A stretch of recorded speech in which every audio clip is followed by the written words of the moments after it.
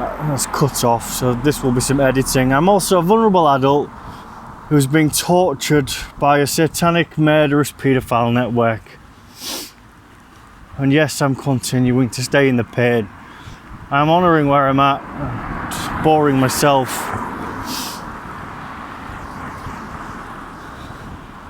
So my email was quite forthright to make people move, transforming the energy of the pain of the arrest and the crisis situation into an email and blast that to the mental health services. They invited me to a meeting, to which my response was just fucking help me. See you tomorrow unless rejected. And in part 3, I will share some of my communications which I feel are relevant to the mental health services. So I went to Miranda House yesterday, perhaps try to name members of staff less now and have boundaries, but spoke to a male representative.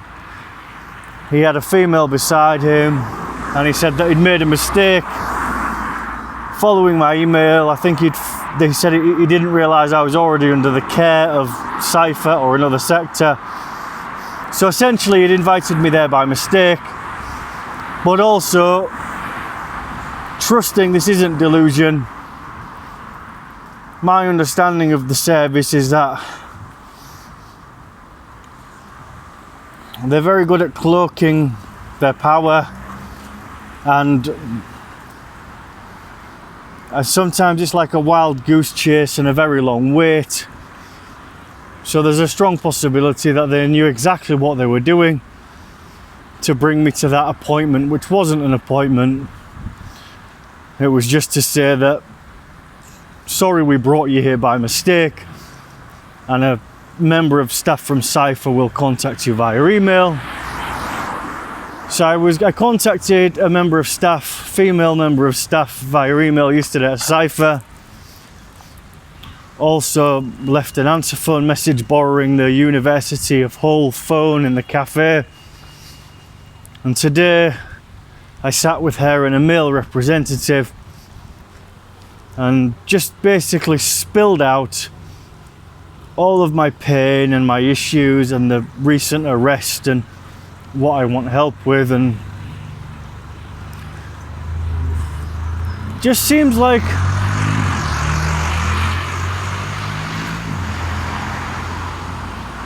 one of my former colleagues, Suzanne, who was like a mother figure, I think she used the term plug. Like when you get helped, whether that's through the personal independent payment, financial support, or just the services in general, you have to be ready to be plugged, to be connected with. And I'm just like dying of thirst, and it's like they're in front of me, these taps, and the taps are turned off, and it's just a continuous waiting and prolonged painful experience. So I stood up after I'd given my speech and explained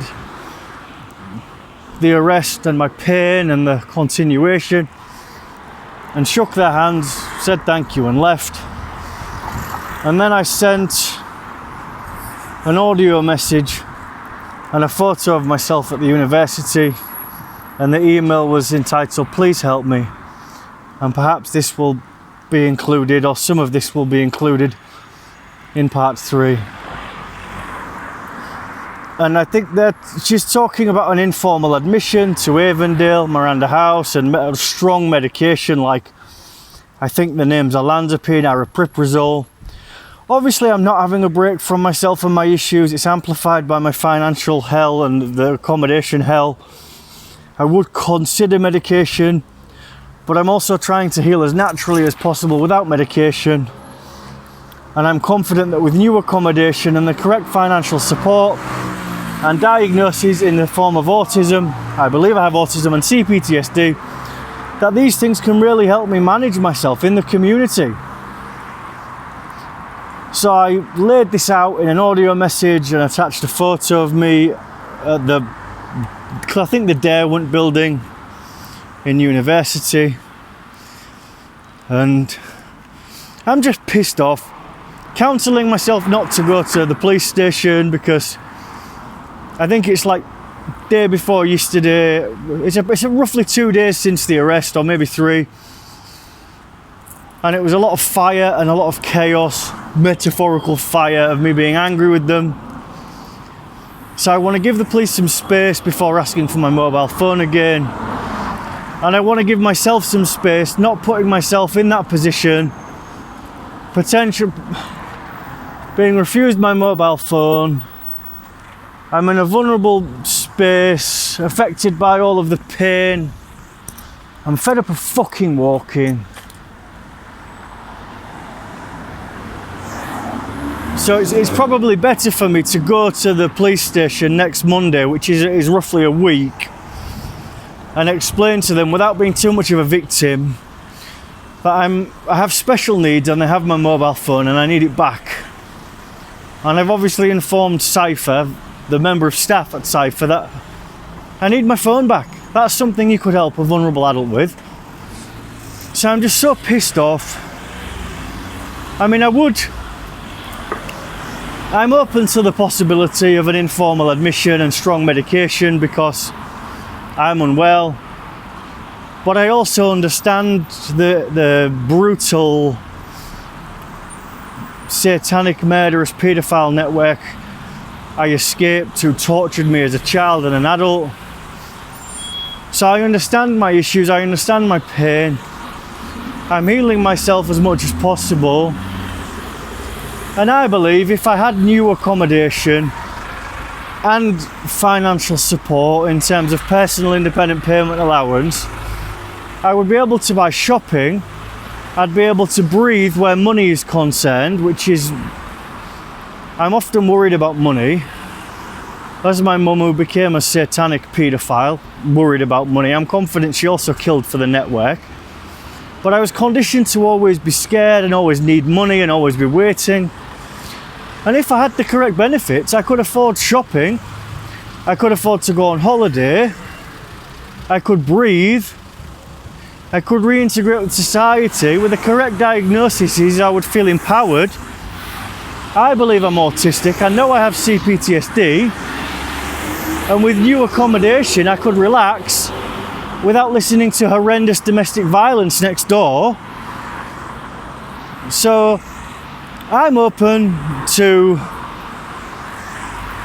possibly folding, and I think the mental health services are very clever, because perhaps they won't fold and they won't back down, and perhaps I will have to play their game, which appears to be a longer process of waiting for support and then being heavily medicated. But I've got my preparation course next month at Old College. My course starts in September, and what the fuck, there's a notice on my camera. It says exposure is locked, but the video is still recording. So I think it's a sensible decision to have a break from the police. My audio message to Nikki, I've mentioned her name. There's a few Nickis at Cypher, but I'm going to try to stop mentioning so many people's names in my videos. I mentioned in that message some of my former colleagues at Newbridges, who I believe know who I am. And I just want support, and obviously I'm unwell.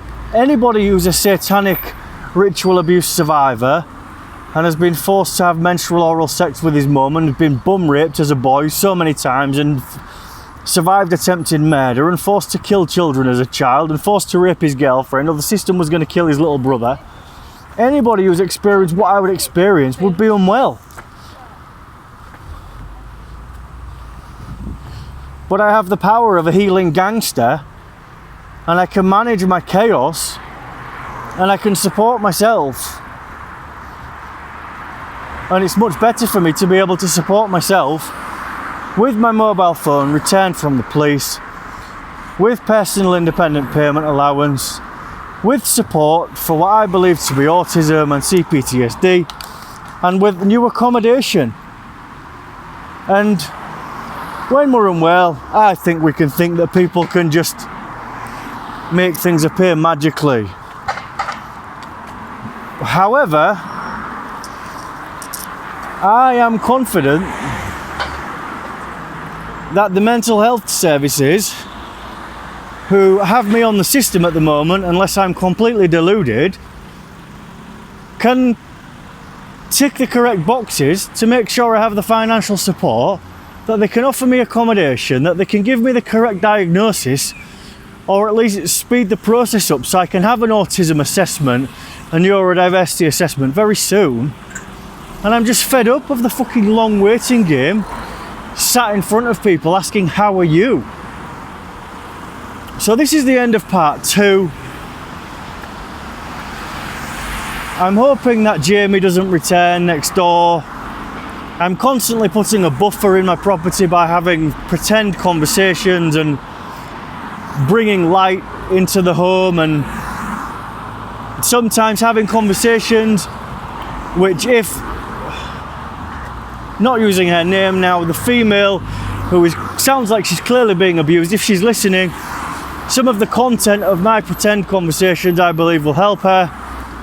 Obviously, if this is released soon and I get access to my YouTube and she's watching my content, which there's a possibility that she is, and that isn't grandiosity, then I don't know, she's watching the person who sometimes makes a noise and sometimes has conversations which are pretend, which the content of those conversations are designed to help her, such as pretend conversations about going to the police if someone is harming you. Still sleep in my living room because I feel more comfortable and I'm away from my neighbour's energy. There's a child over there with the mother, quite far away, but obviously you can't get rid of children because we become adults from being a child. But sometimes I just think it would be easier if I never saw a child again. That's how fucking tortured I've been from my trauma. So in the room which I don't use anymore, the bedroom, it actually feels lighter in there at the moment and cooler because it's quite hot at the moment. So it would possibly be nice to return to that room. But I just feel like I'm in a limbo in my life with all of my shit. And I'm remaining patient and strong. Oh, it's me. Hey. And a positive about the arrest is that it allowed me to kick off and let out some of my anger. Righteous anger, justified anger to the police. And all of the parts of my inner child which have been tortured and was never allowed to be angry.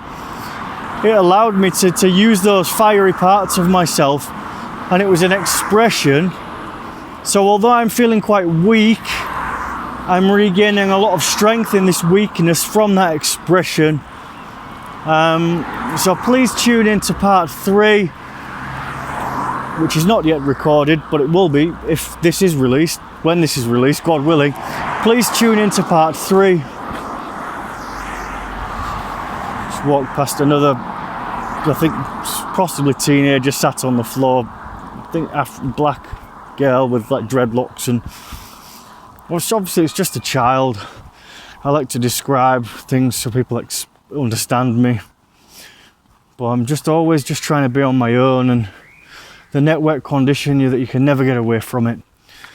But just yet, please tune into part 3, where you can connect with some of the messages I have sent to the mental health services, and perhaps I will further explain my current situation and any updates. See you in part 3. Thank you.